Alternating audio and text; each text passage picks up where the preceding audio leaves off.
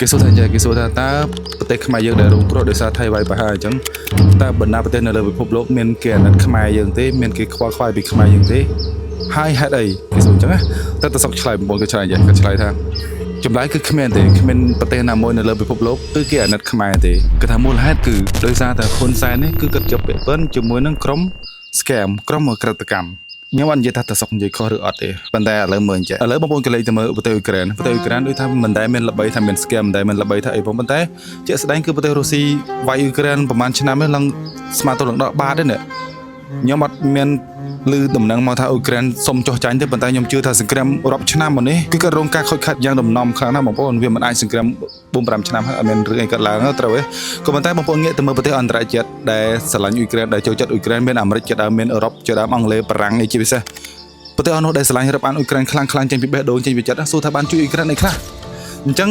ខ្ញុំនិយាយរឿងនេះត្រូវបងប្អូនគឺខ្ញុំនិយាយដើម្បីឲ្យបងប្អូនបានឆ្លុះបញ្ចាំងមើលថាតាមពិតមនុស្សនៅលើโลกនេះគឺវាអញ្ចឹងឯងបណ្ដាប្រទេសនៅលើโลกនេះគឺវាអញ្ចឹងឯងវាអត់សំខាន់ថាគេស្រឡាញ់ប្រទេសណាឬអត់ទេ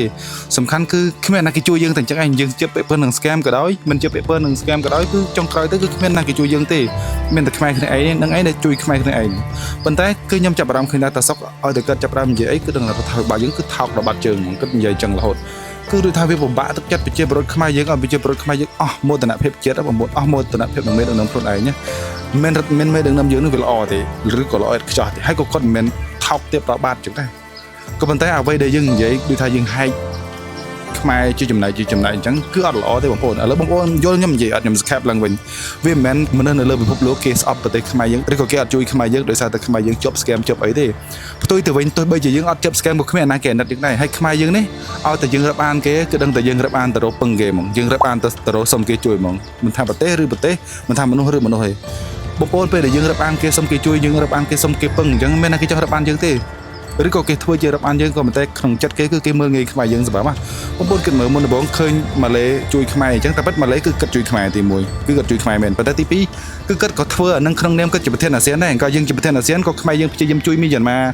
ឲ្យកុំឲ្យបាក់បែកប្រទេសក្នុងដែរត្រូវហ៎អានេះវាជាការងារគេមួយដែរប៉ុន្តែយើងទទួលស្គាល់ថាគេក៏ជួយយើងហើយខ្មែរយើងក្នុង Facebook នឹងគ្នាឈូឆរថាឈប់ទៅលេងថៃប៉ុន្តែទៅលេងម៉ាឡេឈប់ទិញផលិតផលថៃហើយទៅទិញផលិតផលវៀតណាមណានេះនិយាយរួមទៅគឺដើរទៅពឹងគេដើរទៅស្រឡាញ់គេតែអញ្ចឹងខ្មែរគ្នាឯងអត់ព្រមស្រឡាញ់អត់ព្រមអីទេឥឡូវឮថាខ្មែរយើងមានយុទ្ធនាការទៅញ៉ាំនំរ៉ូទីណាទៀតហើយខ្ញុំចង់បានន័យថាទោះបីជាគេមានសមត្ថចិត្តដែលថៃទៅរុញព្រះវិស្ណុគេហ្នឹងទេក៏ទោះថៃហ្នឹងក៏វាគ្មានបានទៅជាស្អីថក់ដុំកពូនដែរបងប្អូនខ្ញុំចង់បានន័យថាខ្មែរយើងខ្លាំងណា